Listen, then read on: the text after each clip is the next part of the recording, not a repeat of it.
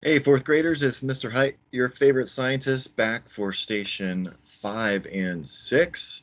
I hope you're enjoying these stations, learning a little bit more about sound and how it works, learning about vibrations, how sound can travel, what sound needs to be able to travel, and also things like pitch, high and low versus volume, soft and loud. So understanding those different pieces and vocabulary. So, a couple cool things here for station 5 and 6. We're going to start off with a cup guitar for station 5. So, you should have the station card here. And so, you need a plastic cup that works the best and a rubber band. I would have a couple rubber bands because there's one thing I'd really like to do with this one to really give you a nice picture of what's going on. So let's go ahead and switch over to our fabulous camera so you can see what I'm doing. There we go. So here is my plastic cup that I have. And I'm going to stretch a rubber band. So I have my rubber band. I'm going to go ahead and stretch that over my cup like that. Okay. There you go. And then you're going to pluck the rubber band gently and then pluck it hard. So what will that do if I just do it gently and then hard? So if I'm just doing gently and hard, is that changing the pitch or is that changing the volume? So it says hold the plastic cup against your ear, pluck the rubber band again. So just holding it closer. Record your observation. How did the sounds change between plucking the rubber band soft and hard, then holding it toward your ear? Is it closer or further? So sound being further away or closer, how does that change things? Very interesting. So make those observations. Cool.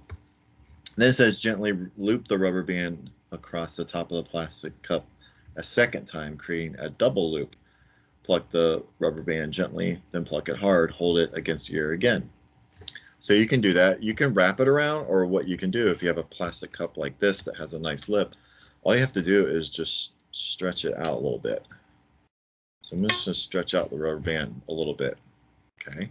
Instead of looping it around. First of all, it might go flying across the room, which, you know, that sometimes is fun, but you don't want to put somebody's eye out. And the rubber band could break too. So notice I just stretched it out a little bit over.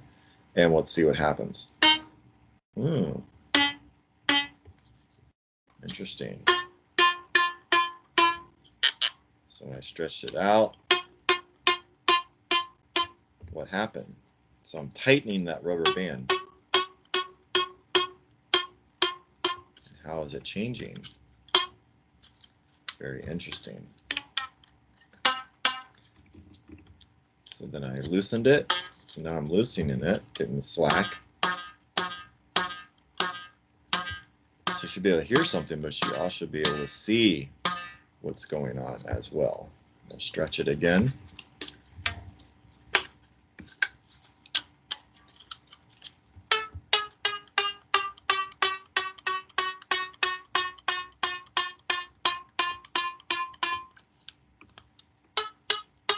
Now I said to maybe have a couple rubber bands because what you can actually do, guitars normally have more than one string.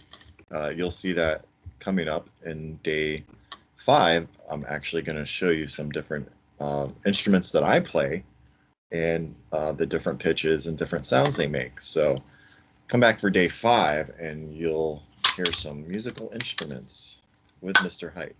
So I'm actually going to put a couple rubber bands on my cup, like so.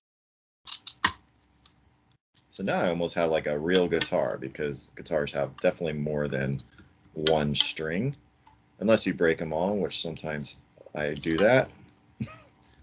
In the middle of playing, I might break a few strings. That's always fun.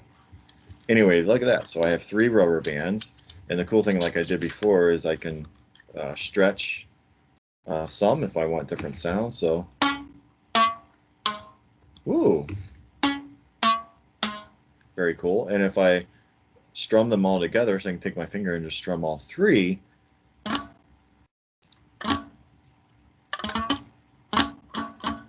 very cool. And I can tighten them if I want to make some different sound. Very cool.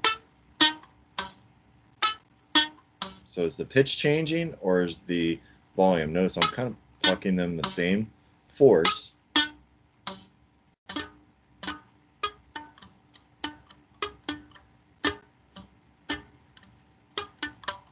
Very fun. So you can use like 3 rubber bands and actually get a little guitar thing going, a little Guitar Hero. How about that?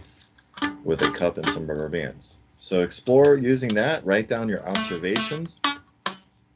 And that is a lot of fun, making a simple instrument like that. It's pretty cool, huh? If you actually have a tuner, you can actually, there's a app, if you have a phone, you can actually get a tuner app, and you can actually tune your strings to a certain pitch. That's what guitar players do in order to make correct chord sounds, which you'll see me do in a little bit. But there's your guitar. Go ahead and make your observations. How was a sound produced? What happened when you tightened the rubber band? When you loosened the rubber band? Could you change the volume? And can you change the pitch? And what caused the change? So how was a sound produced? How were you able to hear it? And when I had the guitar down here versus when I brought it up to my ear, how was that different as well? So lots of things to think about for this particular station. Pretty awesome. Probably my favorite unit. I love the sound unit, definitely.